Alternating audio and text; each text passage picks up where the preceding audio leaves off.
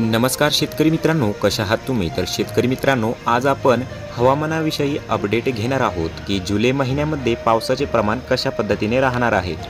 तर शेतकरी मित्रांनो, भारतीय हवामान विभागानं शेतकऱ्यांसाठी एक महत्त्वाची माहिती जाहीर केली आहे। हवामान विभागानं जुलै महिन्यात नैऋत्य मान्सूनचा पाऊस सामान्य राहील असा अंदाज वर्तवला आहे। हवामान विभागाने महानिदेशक मृत्युंजय महापात्रा यांनी जुलै महिन्याच्या पहिल्या आठवड्यात कमी पाऊस होईल, मात्र दुसऱ्या आठवड्यात जोरदार पावसाचा अंदाज वर्तवण्यात आला आहे। भारतीय हवामान विभागानं दिलेल्या माहितीनुसार जुलै महिन्यात मान्सून सामान्य राहील। भारतीय हवामान विभाग ऑगस्ट महिन्याचा अंदाज जुलै महिन्याच्या शेवटी किंवा 1 ऑगस्टला जारी करेल।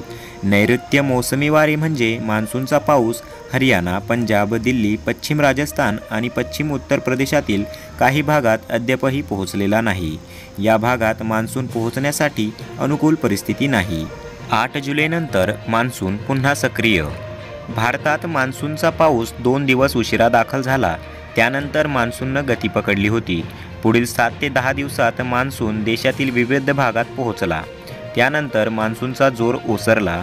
हवामान विभागाच्या माहितीनुसार 8 जुलैपासून बंगालच्या खाडीवरून येणारं वारं सक्रिय होईल। यामुळे देशात मान्सून 8 जुलैनंतर सक्रिय होण्याचे चान्सेस हवामान खात्याने वर्तवलेले आहेत।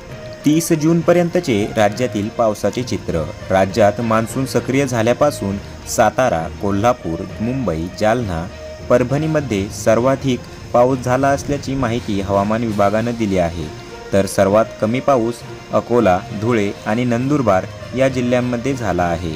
तर सिंधुदुर्ग, रत्नागिरी, रायगड, ठाणे, पुणे, सांगली, पालघर, औरंगाबाद, बीड, वाशिम, यवतमाळ, अमरावती, वर्धा, नागपूर, भंडारा आणि चंद्रपूरमध्ये नियमित सरासरीपेक्षा अधिक पावसाची नोंद झाली आहे। तर नाशिक, अहमदनगर, बुलढाणा, सोलापूर, उस्मानाबाद, लातूर, नांदेड, हिंगोली, गडचिरोली, गोंदियामध्ये देखील समाधानकारक पाऊस झाला आहे। तर शेतकरी मित्रांनो, हे होते आजचे म्हणजेच जुलैमधील पावसाचे नवीन अपडेट।